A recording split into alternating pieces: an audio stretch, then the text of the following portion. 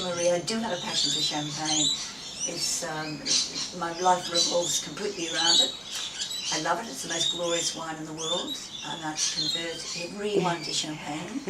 And I particularly have a great feel that champagne belongs with food. Most people consider it to be a wine of celebration, which indeed it is. Also an aperitif, but they forget that it really is a serious food wine. As you know, it's made mostly from black grapes, Pinot Noir and Pinot Meunier, and then of course the white grape being Chardonnay. But these are great food wines, and when you have champagne with food, it's an experience that's quite unbelievable. And I'm trying to encourage people to do this, to match up food and champagne together. Because what happens is the acid in champagne, high levels of acid, growing in a very cold climate in France, of course. The acid cuts through any salt and any fat. Then you have the lovely bubbles. And the other thing it does too, the acid degreases the palate, and then the bubbles, the texture in the mouth, the bubbles lift. So any foods that are heavy or stodgy are lifted by the beautiful bubbles in champagne. And so a food experience with champagne, or food and wine experience by having champagne and a meal together is quite extraordinary. Oh, okay. And so where did you first develop your passion for champagne? I liked, not liking other alcoholic drinks except wine, discovered wine, and loved that. Bought a book written by Len Evans on wine, and would go out and buy these different wines and try them, and loved wines, so it's the only thing I drank was wine. And then of course drank Australian sparkling wines and enjoyed those. And then one day I was getting a glass of real champagne and it blew me away. It was so wonderful. And I decided that I really wanted to learn more about it and to know why this wine was so extraordinary. Why it was just so magical. There was something about it that was unbelievable. And so then I started to study champagne and buy books and because it has a very colourful history, really, doesn't it? Champagne as a... Amazing.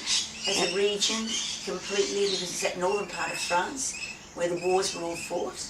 And it's the Marne River that feeds Champagne, and because it's around the Marne and the Somme where we have all those young Australian men buried who gave their lives to liberate France. So there we go to that northern part of France, like Champagne on a bit north, what the fields are. You know, you let them know you're an Australian, and wow, it's a magical reception. And you've had a long association with a lot of the grand champagne houses. Yes, I was very blessed in 1984, it's a long time ago, 25 years ago, 25 actually, to win the Vin de Champagne Award, and my prize was a month in Champagne. Okay. So, because I met all the wonderful people associated with Champagne, all the Grand Marque houses, and they've become great friends, and I go and visit regularly, do the tastings, and just love going over there to taste the base wines before the assemblage. It's an extraordinary thing to do. Okay. And I love the region, I love the people. Okay. And I love the wines. And you have a very highly developed palate for doing this tasting. Has that just come from lots of experience, or do you think it's a... Marie, I don't know. Palates are things, I think you can train palates though, I really do. People say you're just born with it. I do think you can heighten your capacity and ability. Because I don't drink, I didn't drink other forms of alcohol, that wine became such an important part of my life. And so I only drank wines, and so that progression to go to a fine wine, finer, you know, more delicate, finer wine, was a lovely, easy step. And then, of course, that's all I drink now. I only drink water and champagne, nothing else. I don't drink tea or coffee or milk or juices. Oh, okay. And I think this heightened experience in tasting a lot now has just enabled me to have this very fine appreciation, to pick up nuances in the wine that are, because it tends to be what I do drink, and I think that you just, with that experience and more tastings you do, you just develop this very, very fine sense of the difference between it and different wines. And that's why I find it hard to go back to other wines now, because they seem heavier and for my palate just a little more clumsy. Oh, okay. The gorgeous delicateness of champagne Okay. It's fine bubbles. They lift you. They lift. And you've been highly decorated by the French government. Could you tell us a little bit about that, Bernadette? Yes, very blessed and very fortunate. I was granted a knighthood by the French government.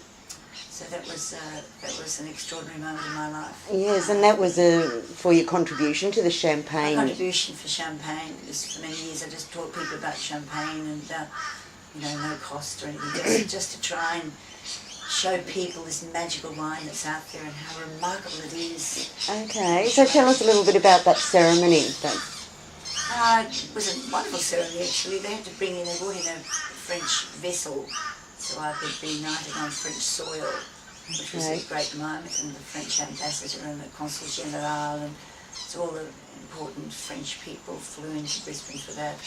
And they actually brought in a nuclear vessel that was doing moves in the Pacific. I don't think Greenpeace would have been happy with that. It was a lovely moment in my life. Yes, something to be very proud of. Very proud indeed. I really am. It's just to be part of that. It's called Chevalier de l'Ordre du Mérite Agricole. Oh, okay. For the proper term. Special. It is indeed. And tell us a little bit about your book, Champagne and Chandeliers. Yes, I'm very proud of the first book I've written, and I've just been nominated as one of the 6 finalists in the Cordon Bleu World Media Awards for Best Drink Book, and that's wonderful. So it's teaching people, here again back to my original quote about wanting to teach people that food and champagne work well together. So I've taken great moments in history and great meals. And if you look through, and this is how it did start, looking through these great menus and moments in history, there's always one thing served in every menu, and that is champagne, because there's only one drink you can toast with. The moment you pick up that flute, it speaks every language. So whether it's the Emperor of Japan with the President of France or whoever it may be, royalty, it's just automatic. There's no language barrier. And it says, and so you taste people's joy, their successes, their happiness, great achievements and moments in life. You celebrate people with champagne.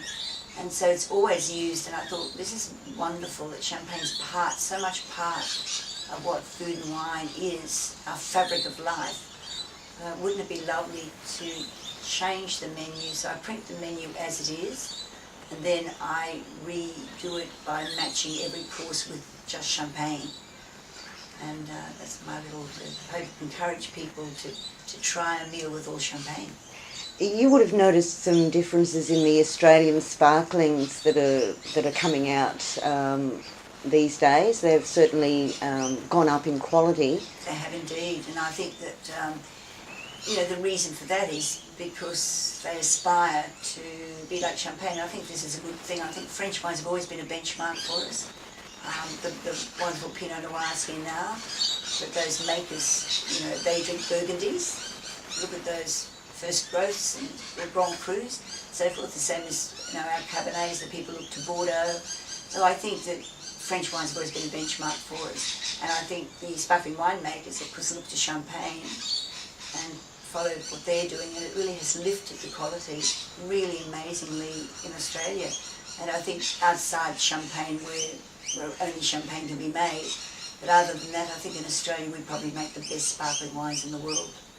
Oh, okay. Even if you're in France, unless you live in that region called La Champagne, you cannot make champagne. You make a vin mousseux, a sparkling wine. But I think when sparkling wines are concerned, ours are better than even the French ones. Oh, okay. Except for the real thing. Yes, the real